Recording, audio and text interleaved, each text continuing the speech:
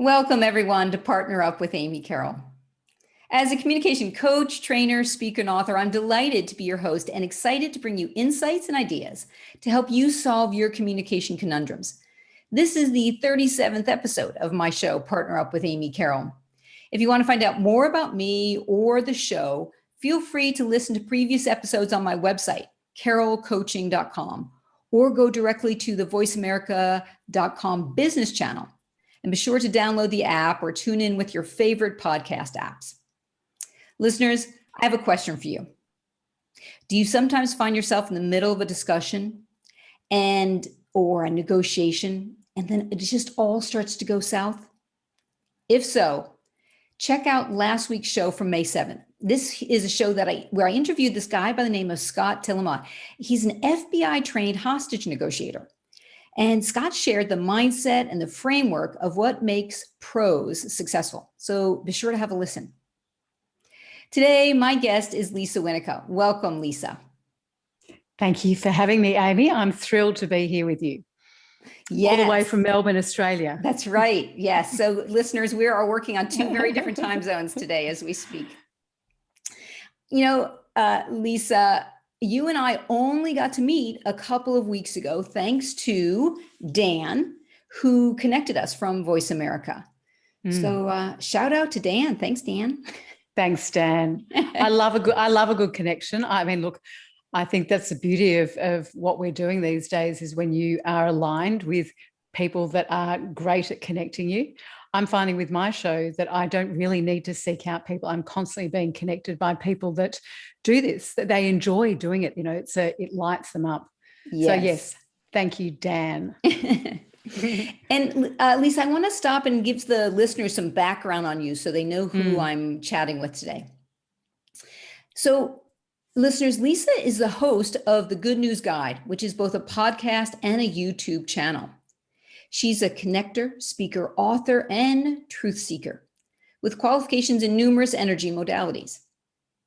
Lisa is passionate about life, and it's with her big heart, courage, and vulnerability combined with this innate ability to communicate, which allows Lisa to support people, connecting back to their nature, their true nature, accessing the wisdom and the power that resides within in order to create the life you have come here to live. Now, this desire and her work now was born from her own experience, having spent 15 years recreating her life. And that included a lot of suffering from decades of depression, anxiety, and eating disorder. More recently, a breakdown of her 20-year marriage. Lisa's become well known for her honesty, her integrity, and courage, with which she shares her messages, her teachings, her conversations, giving extraordinary permission for people to embrace their whole selves. And I think, listeners, you're going to experience that very soon as we start to chat. Mm-hmm.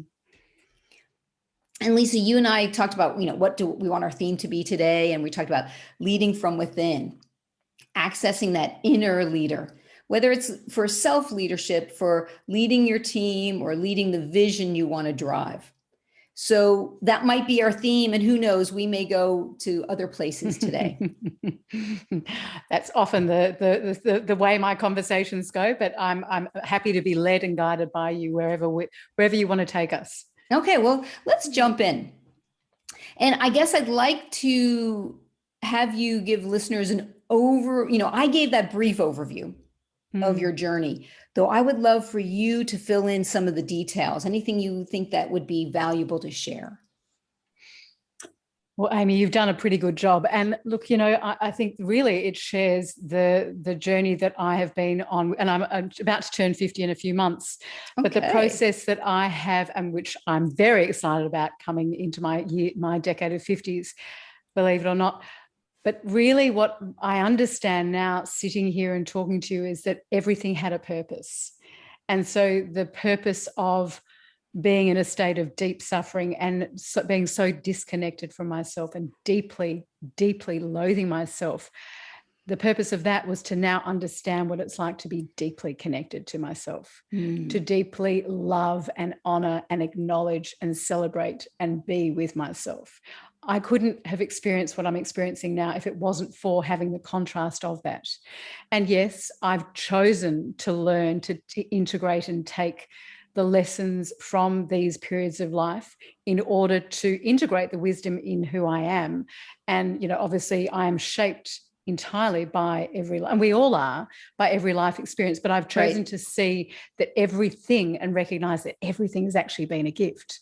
You know, even the breakdown of my 20-year marriage. I was just saying to you before we pressed record, I was with my ex-husband and my youngest at parent-teacher interviews, you know, laughing, chatting away. We have a great relationship.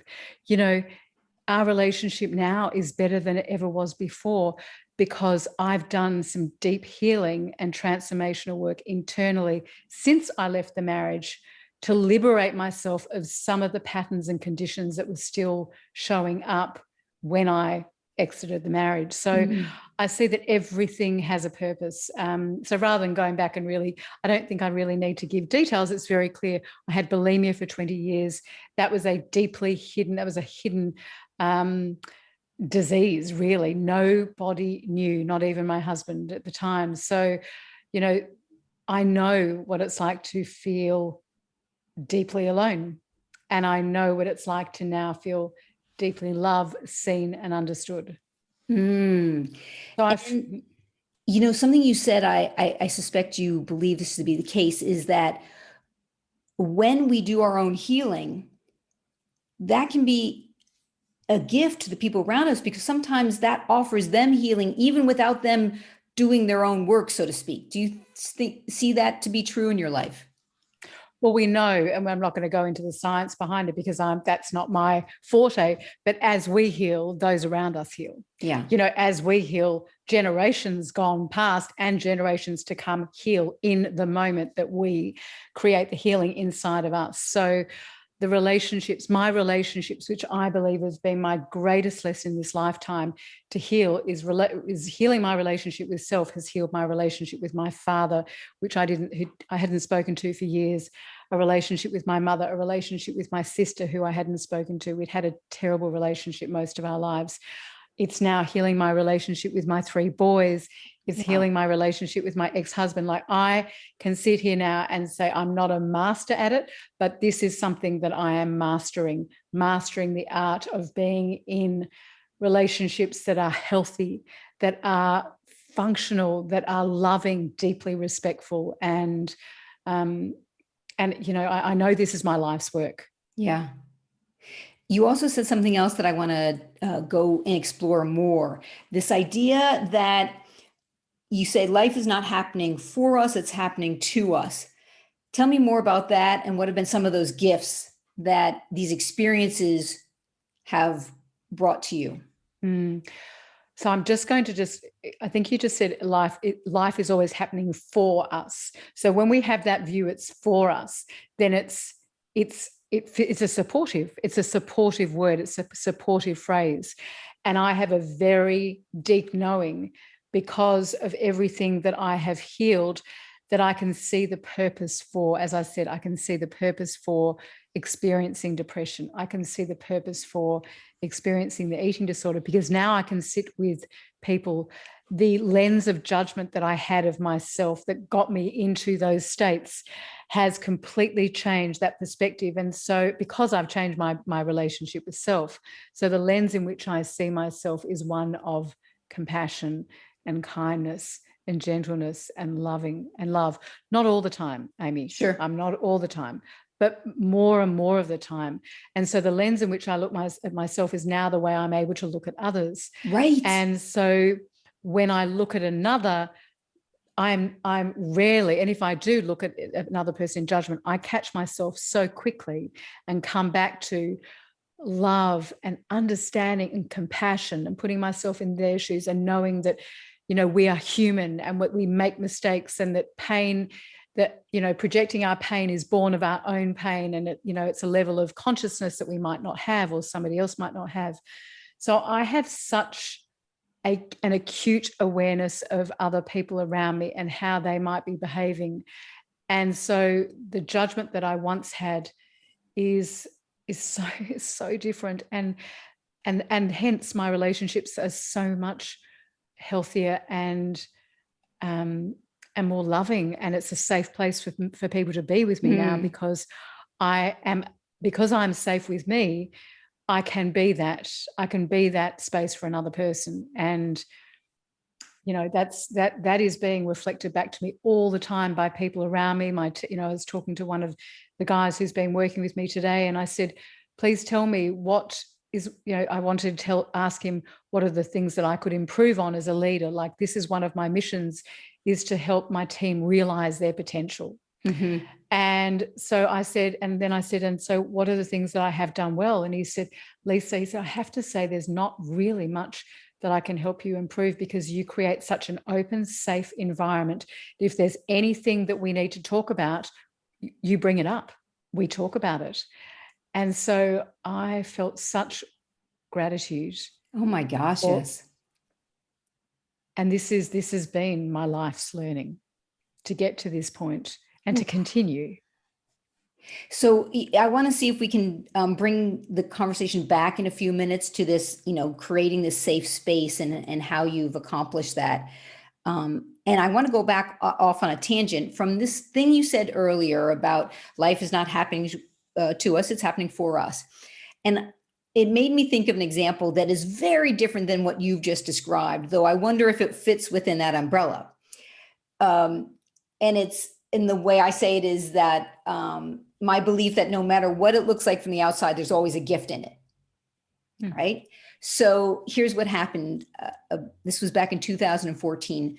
I had been contacted by a large multinational company to present the work I do to 80 HR people in Barcelona. I was like, it's just the richest, loveliest gift, right? Just okay. And I was all about it. And so we talked and I was like, oh yes. And I knew they were going to select me. And I was feeling pretty good about it. And then they didn't select me, Lisa. And I was like, you know who I am. My ego was just like red alert. And I was like, okay, fine. And I was trying to soothe my ego and help myself feel better and to shift my mindset. And I said, now, Amy, there's a gift in this. You don't know what it is right now. Maybe you'll never find out. Though just go with that belief system. So I did. And 4 months later, the event was taking place in early March. And I happened to have a week free and spontaneously decided to go visit my sister and brother in Texas. And it was fun and delightful. And as soon as we got there, my father suddenly went into hospital. I was in Texas, he was in Oregon. And we were thinking, what should I do? And we just intuitively said, Amy, you should go. You're in the States. You don't know when you'll get to see Dad again. Just go visit him now. Because his health was always very good and this was unexpected. Lisa, I fly to Oregon and 2 days later, he dies. Oh, I just got this. He died the day I was supposed to be in Barcelona delivering that workshop. Wow. Right? And I was like, well, universe, it was really nice for you to sort of show me what a gift that thing was from 4 months ago. And every time I question if something is a gift or not, I remember that, and I got to spend that time with my dad, and it was beautiful and joyful and loving.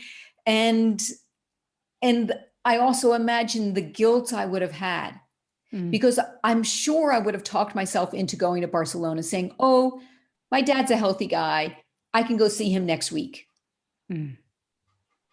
So I feel like that's like a different example of how just see everything as a gift.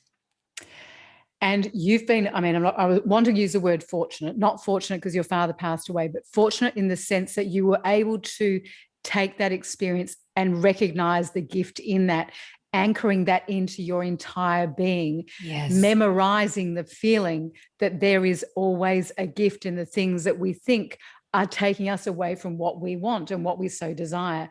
But life is always working for us. Yeah. Always. Yeah. And that makes life a whole lot easier to live with. Absolutely. Because the other is victim. Yeah. And it's funny you talk about, say something more about that, about victim. Well, there's no power. You're completely powerless. You're a victim to everything around you, outside of you. It is a space of powerlessness. And I know from being in that place for a very long time, there is no hope. There is no joy. There is no peace. And you're constantly being affected by your external conditions and people around you. So it's a huge leap to come into a space when you know that you are the creator and that you are always being supported for your highest good and for those around you, always. Yeah. Yeah, you talk about the victim, and it makes me think of the model that I use of predator-prey partner, which I shared with you a couple of weeks ago when we spoke. So I want to go and take a deeper dive into this and your understanding of it in your own life. And before I do that, let me catch the listeners up on this model. So if we think of three archetypes, there's the predator, the prey, the partner. The partner in the middle is where most of us are hanging out most of the time. You and I right now, all is well. We're holding high respect for ourselves and for the other person.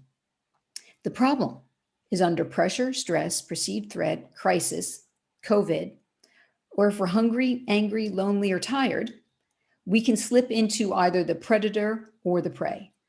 Now, the predator, she is a person who holds too much respect for herself and not enough for others, tends to be very comfortable with confronting and with conflict. So if you and I were colleagues, Lisa, and we were having a disagreement, I might say, but Lisa, hold on. Right, fine, Lisa, I get it. Would you just let me speak? And you're going, whoa, what's your problem? And you're either going to react as a prey or a predator back to me. Either way, there's likely to be a breakdown in the relationship, unless you've done your own work where you're able to stay partner. And the other extreme, that victim, that prey, and that's spelled P-R-E-Y, although they're often P-R-A-Y, because they're usually really nice people. And they tend to hold too much respect for the other, not enough for themselves. And that's a problem for a couple of reasons. And the biggest reason I perceive it as a problem is because when I'm holding too little respect for myself and too much for the other, that can actually trigger someone to become a predator towards me. So a prey could sound like this if you and I are in conflict. But Lisa, I know. I'm sorry, Lisa. I'm sorry. It's just, Lisa, could I just, and even you, a reasonable person, could react. So those are the three archetypes. And the idea then is, and this model was developed by my sister, Pat Kirkland. She's a recovering prey. I'm a recovering predator. So interesting family dynamics. And the invitation then is, can we step in partner before we need it? Stay there when the going gets tough and remain in partner even if we don't get what we want. Well, there's a lot to look at in that question, because as I shared with you in our first conversation, I realized after I stepped out of the marriage and when I was really doing some deep inner work on my relationship with self and what had showed up in the marriage and my part in the breakdown, I was able to see, and when I read your book, I was able to actually identify, yes, I was a predator and my ex-husband was the prey. Now, to be able to now partner with him, which is what I'm doing the majority of the time, very, very, very rarely do I go into that role, is because I have healed a lot of the wounds that would have had me act as a predator. I think that to consciously choose not to be a predator, I don't think is, for me, I don't believe that was possible, because you've got to understand what drives, what's motivating you to behave that way, that's needing the control, that's needing to have your way, that's needing even to have the last say, to be right. I mean, that was all the stuff that was playing out. And, I am just going to say that I wasn't aware. So I've always considered myself, well, certainly for the last 10 or 12, I feel like I'm a very loving, kind person. But when I was triggered and that predator behavior came out, no, I wasn't. I was out of alignment with my true nature. And that was because of wounds that were, buttons, pain buttons that were pushed. So I can only be that now because I have such deep awareness and because of the healing that I have done.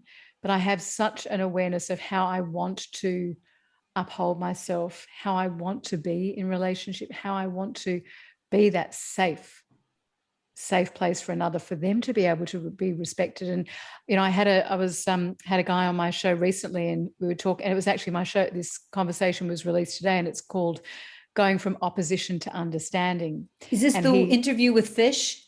Yes. Oh my God, yes. I'm starting to listen to it. It's fabulous. Oh, he is he's beautiful, and he's all about communication. Yeah. I said to him, do you think you're a master in communication? He said, I will never be a master, Lisa. No one can ever master communication. As long as I got an ego attached. As long as I'm probably in this body. But what I loved about him is, we're hardwired to be right or not wanting to be wrong. Yes. And so as a predator, I was very much never wanting to be, I wanted to be right.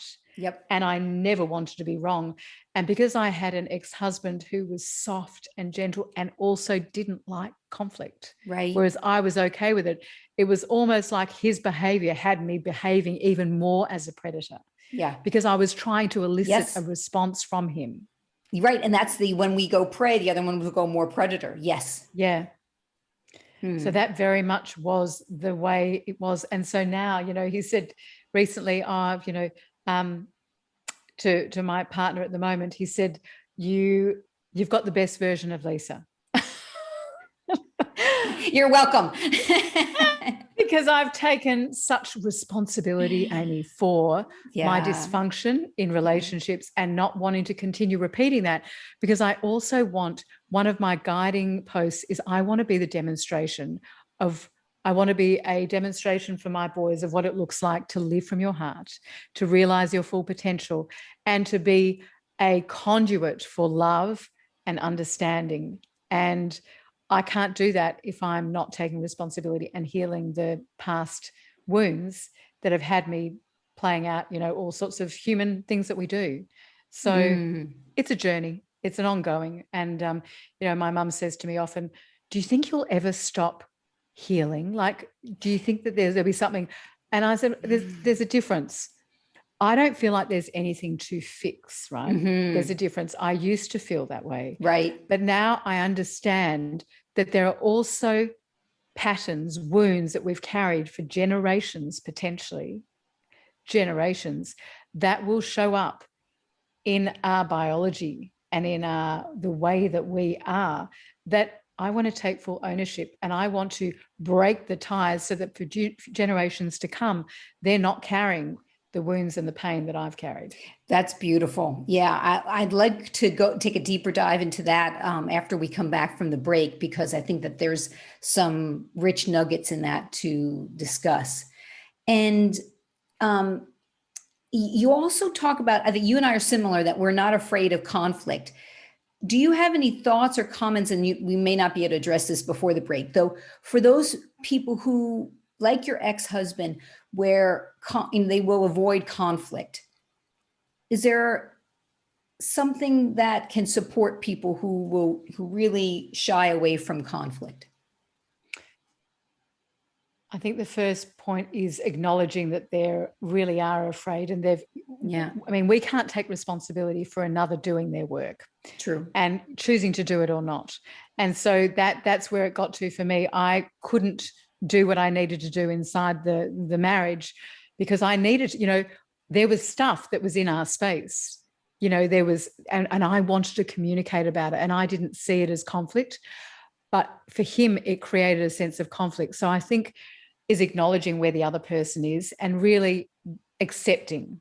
So if we can accept the person, and then maybe that might have them move towards us to be able to then come into conversation, or not. And then there's a choice for that person to make. If that person can't meet me and have these conversations, because conflict, I know now, I'm a massive believer that conflict and resolving conflict in a really healthy way brings us into deeper connection. Absolutely. Yeah. And so I don't want to miss that now. Yeah. So I can't be in relationship with somebody who can't do conflict, because the gold in resolving conflict deepens love, deepens connection, but we need to be vulnerable. Right. And the way you do conflict now is very different than the way you did it before. So it's not nearly as scary and probably feels very supportive and loving. Yeah. To me first. Yeah. Yeah. Okay. So listen, we're going to take a break now. And listeners, if you want to find out more about Lisa, go directly to her website, lisawinneke.com. And that's LisaWinneke.com. When we come back from break, we're going to be hearing more from Lisa and maybe taking a deeper dive into that overwhelming need to be right. Stay tuned. You're listening to Partner Up with Amy Carroll on the Voice America Business Channel. Welcome back to Partner Up with Amy Carroll. My guest today is Lisa Winneke, and we've been discussing increasing self-awareness, self-empowerment by shifting our thinking around life is happening to us versus life is happening for us, and all the gifts that we can find in that. Lisa, you and I both share, along with many human beings, that driving need to be right. And I remember going to, similar to you, I'm a big fan of personal development and working on oneself. And I guess, yeah, also, I don't necessarily see that there's something that needs to be fixed as much as this, I can keep growing myself and enriching my life. And the more I work on me, the happier other people will be around me, I believe. So I'm not doing it to please other people. I'm doing it to, have just richer experiences in life. And so I took this course. You may be familiar with Landmark. It has different perceptions around the world. In Europe, some people see it as almost cult-like, which is fascinating because from a North American perspective, not the case. And one of the nuggets I got from my training with Landmark was, as human beings, we have two driving needs: the need to look good and the need to be right. And my need to be right is so all-encompassing that I will give up looking good in order to be right. Yeah, it's not pretty sometimes. Well, we were just sharing before the break that my recent conversation with Fishkill, an Australian heart coach, which I love, and he said that we are hardwired, that we are, as humans, we are hardwired to, as you just said, to need to be right. Now, I remember a time when I was married and I used to bump heads with one of my eldest twins who's almost 17, and he used to say, "You are the adult." I remember the first time he said it, "You are the adult." And it was around being and needing to be right, because my son is very much grounded in, he's not able to see that anyone else could be right. He's always right. And I did not realize that this was playing out. And it was really a wake up moment for me, but not really, I didn't really address it or delve into it until I separated from my ex-husband. And more so in the past 18 months, since I've been working with a relationships coach, I've recognized it has been very much a thing that has caused so much angst. And as Fish says, we're in complete opposition, my right, and then you've got another person with their right. And what I loved is he said, when he shared, my right plus your right equals the truth. I thought that was, for me, that just landed with such potency, because your right is your right. Yeah. And my right is my right, based on my life experiences, my lens, my whatever. Neither is wrong. If we could allow, and actually with curiosity, meet another person with a level of, as I said, curiosity, tell me about what's going on for you. Yeah. Which would then have the other person go, well, tell me what's going on for you, that you would be sitting there. Then it brings us together rather than having us standing in opposition where there is no one moving towards another. Nice. So shifting to a place of curiosity. And I can imagine that for you and I, as I mentioned before the break, that we're comfortable with that conflict. And when we're addressing someone who's less comfortable with conflict, to approach them with curiosity rather than, sort of that lawyer brain of defending and justifying, how I'm right and you're wrong. Instead, go, oh, tell me more, is one of my phrases I like to use. And the other thing that just came to me when we were sharing, because I have a lot of, I've worked with a lot of coaches over the years, this particular relationships coach, which she's one of the people I bring on my show quite a bit, and she's a good friend of mine. And she said, look beyond the behavior and tune into the feeling behind the behavior. Yeah. And I love that. So with my partner, he doesn't like conflict the way that I'm okay with. Yeah. And he has, grown up with a fairly traumatic upbringing, and so he runs away. In the past before me, he would run away from conflict. He'd be out of here, and so good on him for not running away. Yes. But I've obviously created a safe first space. Yes. That just keeps reminding him this is not a breakdown. I'm not judging you. But if I can look beyond what's going on for him and actually tune into how he's feeling, then I have such deep compassion and love for him, because the feeling, I can feel how he's feeling. Yeah. Rather than going, why is he not behaving and giving me what I need? Right. So that makes me think of NVC, Non-Violent Communication. Are you familiar with that? I have, and I've never looked into it, but I'm familiar with it. Yes. Well, you're doing it intuitively, because it's really just looking at either identifying what am I feeling or needing, or what is the other person, what might they be feeling or needing, guessing. And that's what you're doing. You're guessing what he calls making empathy guesses. Yeah. And that naturally helps us to become more compassionate when we're becoming more empathic. And its cool thing, Lisa, is we don't even have to get it right and, guess the right feelings. Are you sad? Are you scared? Are you frustrated? And if it's not true for them, they'll say, well, no, I'm actually embarrassed. Oh, okay. Yeah.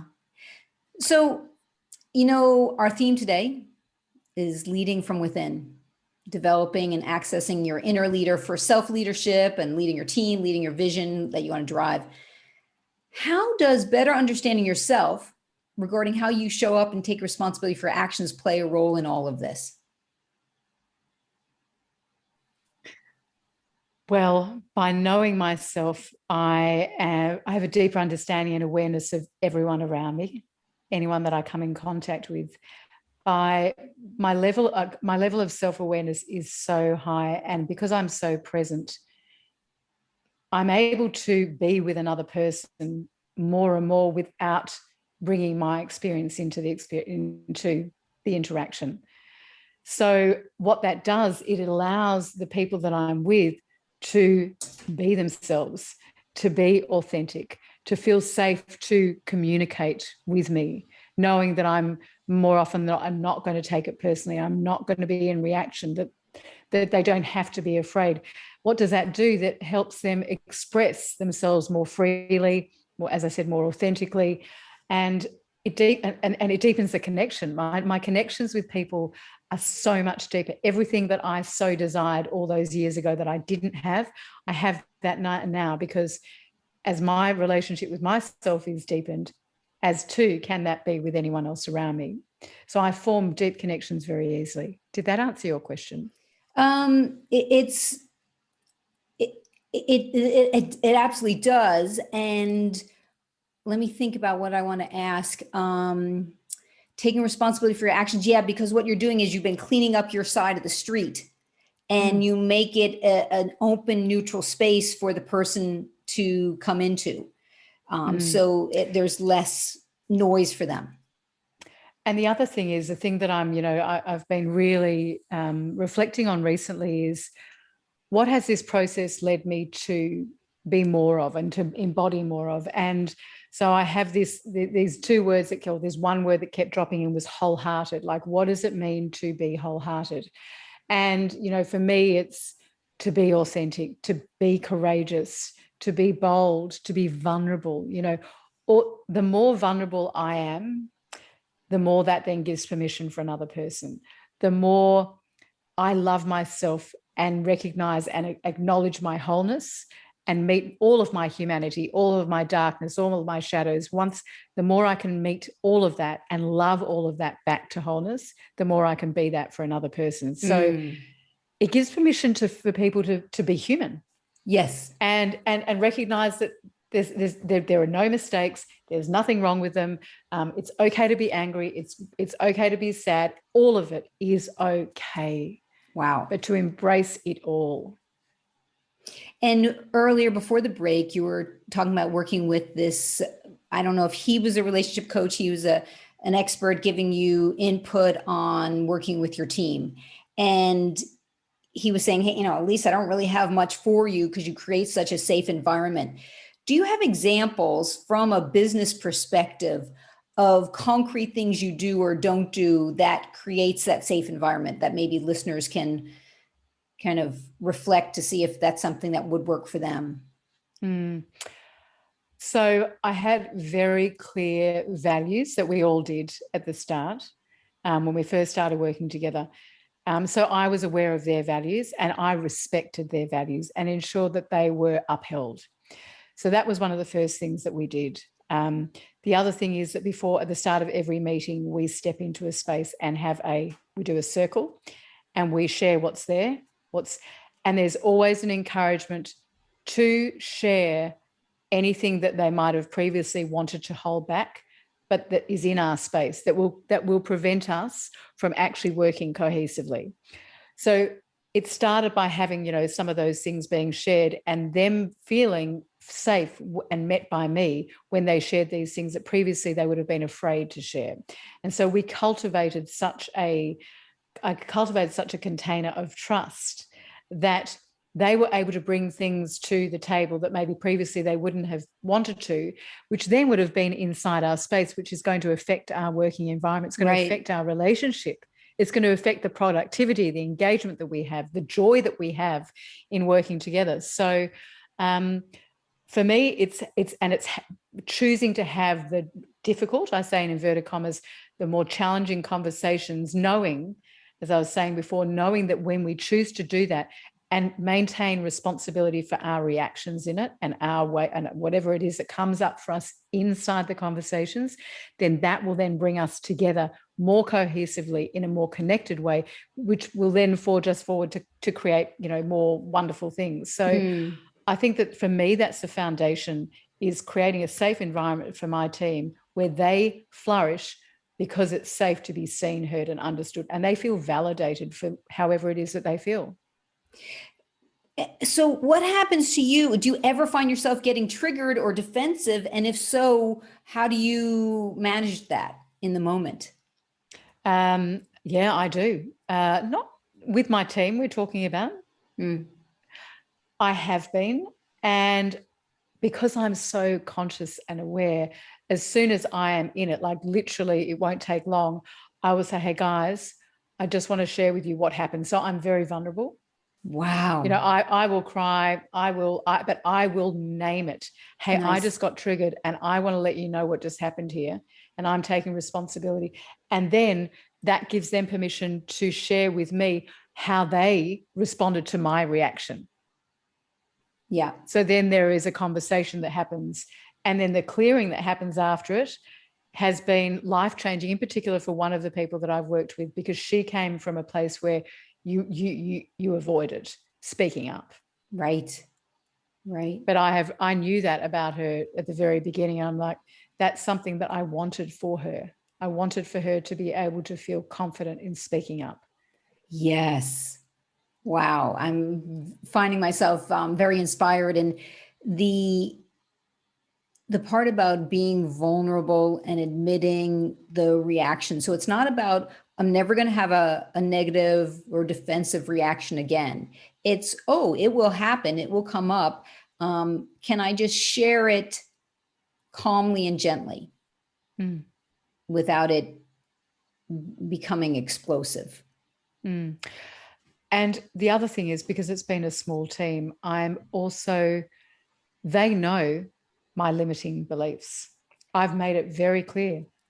So they know. Well, it's not so much, it is a limit. They know one of my greatest, my patterns that has been with me for so long and is slowly, I'm untangling, is I have compared myself my whole life. It has been so deeply entrenched in my being that it is taking time to heal that wound. And so that is one thing that has come up. And that came out very early in the piece working with them. And I was like, I just need you to know, if that ever happens and I'm not celebrating you, that doesn't feel good for me. And I know it doesn't feel good for you. And I'm going to name it when I notice it. So that has happened, as often as it has happened, not that often, but when it has, I'm like, that just happened. And they'll be like, yeah, well, particularly this one woman will say, I know that. But, if you don't name it, what happens then is if I'm coming from a place, say, let's use this example, if I'm hearing something that she's had a win and I'm not, because of that wound, I'm not able to celebrate, which is what causes me the most grief, that I can't celebrate another person because I'm feeling like there's not something for me. Yeah. If I'm unable to do that, then how does that leave the other person feeling if I don't name it and then clear it up? Right. By you naming it, then she's like, oh, I don't take it personally. And I can feel that you really want to be able to be in that space to celebrate.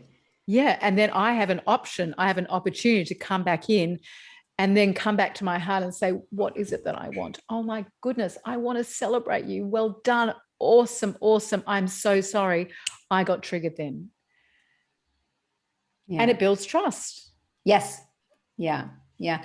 I have, one of the things I've noticed with people I work with is they're wanting to take care of me if I'm upset or frustrated. And I've encouraged them to say, no, it's okay.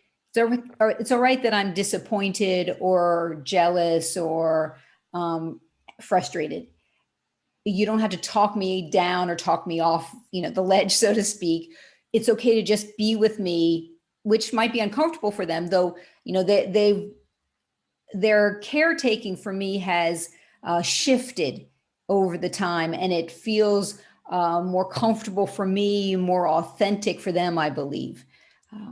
Just to be in the space of the negative feelings, whatever they may be.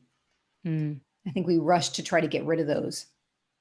Yeah. Oh, absolutely. Lisa, I'm becoming more fascinated by the impact of trauma on our communication and relationships. Whether it's trauma that we've experienced directly ourselves or that which has been passed down through us, through society or past generations. I'm curious to know, what are your personal experiences and thoughts on that? I know you've shared some tidbits. I mean, trauma, unless we heal it, is constantly playing out in every aspect of our lives. Yeah.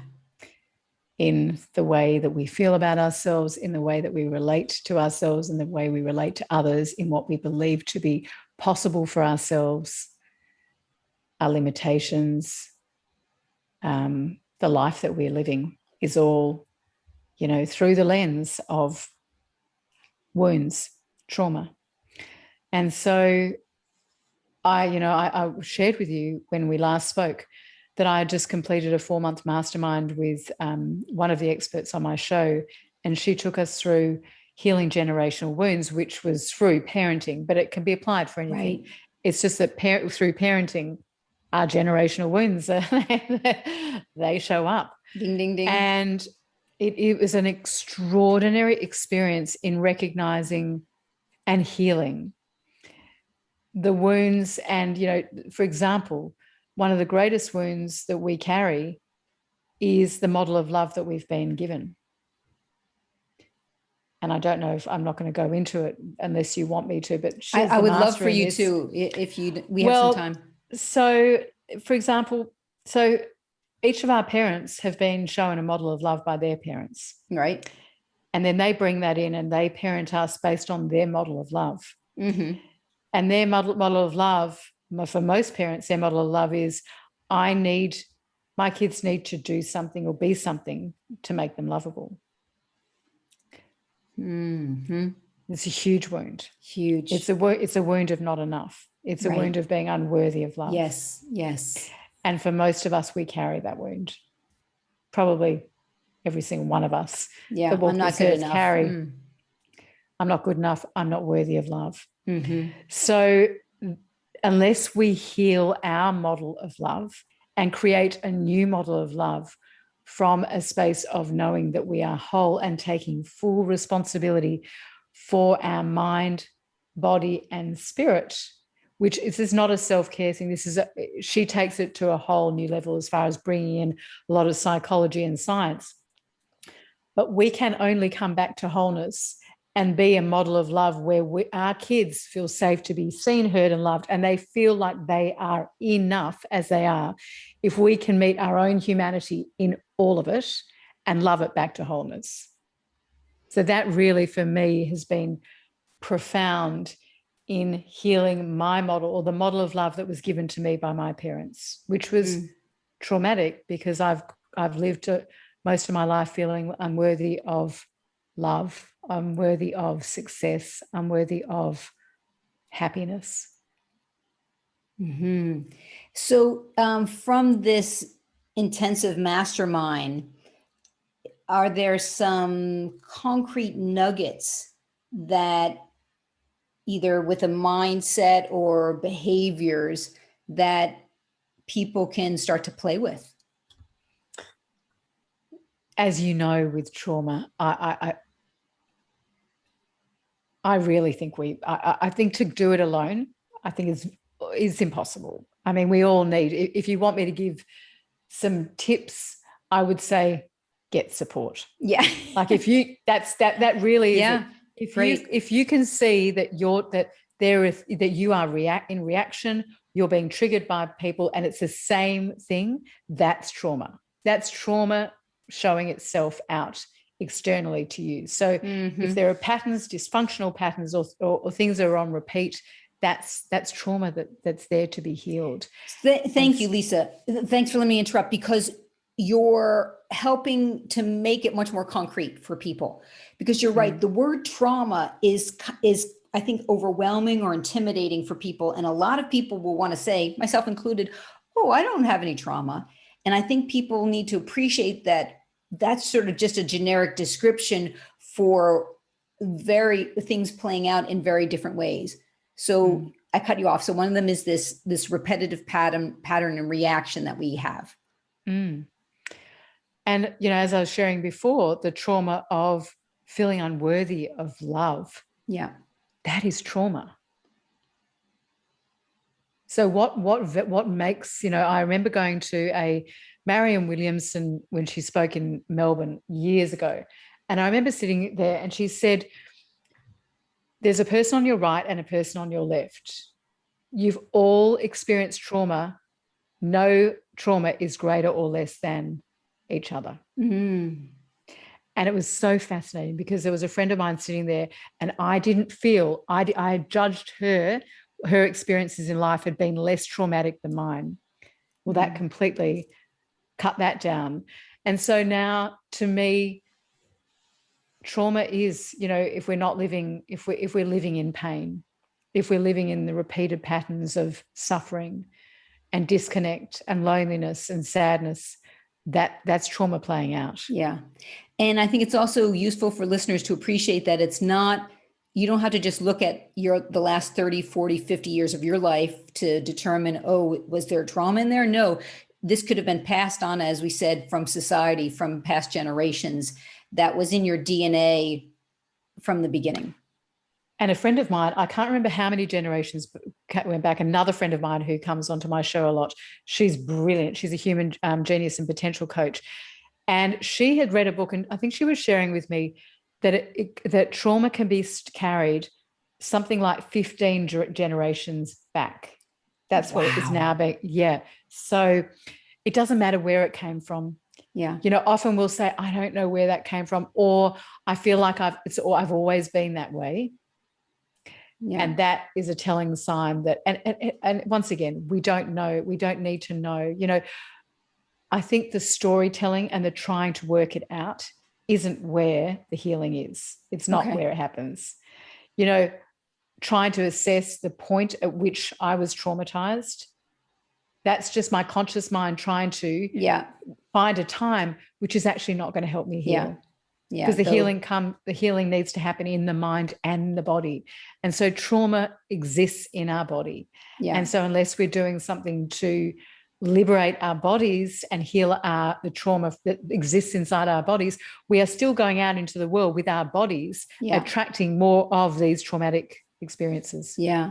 Lisa, we're going to start to wrap up now. And what you've just said, I want to invite listeners. My call for action to you listeners is check out Lisa's Good News Guide, because episode after episode after episode, there is rich knowledge and offerings and gifts for people to heal that trauma that we've been talking about. And also something for listeners is you want to go to Lisa's website and you can register for her meditation, because her Good News Guide is going to go on hiatus. It's going to get rebranded to the Wholehearted Woman. And I assure you, gentlemen listening out there, it's going to benefit you as well. So check out Lisa on her website, lisawinneke.com, LisaWinneke.com. Lisa, in 30 seconds or less, do you have a call for action you'd like to share with listeners? No, you said it all. Okay, good. Just in regard to the YouTube and for the podcast, it's actually called the Good News Guide. So that will remain as is for the time being until I jump over and rename it to the Wholehearted Woman. Great. But for now, the Good News Guide. And if you'd like to connect with me, if you'd like to explore the possibility of coaching with me, then you can contact me at lisawinneke.com on my website. But otherwise, check out the meditation. I've had some extraordinary reviews. It is paired with music from Greg Papania, who has written frequency music for some of the best celebrities in the world. So excellent. And listeners, be sure to switch on, tune in, listen up, and be inspired next week. I'm going to be speaking with Alan Carroll. We're going to take a deep dive on the practice of mindfulness speaking and how it can reduce physical, emotional, and mental tension. Listeners, if you're ready to take your superhero partner powers into the next decade, join me for my online leadership presence course. You can find out more on my website, carrollcoaching.com. You can also check out my Facebook Live. I'm going to be doing 5 minutes past the hour today for a short chat. And then, Lisa, I want to say a big thank you for this wonderful conversation. Thank you. I loved it. Wonderful. And thank you, listeners. Yeah, it was really great, Lisa. You've been listening to Partner Up with Amy Carroll on the Voice America Business Channel. Happy partnering, everyone.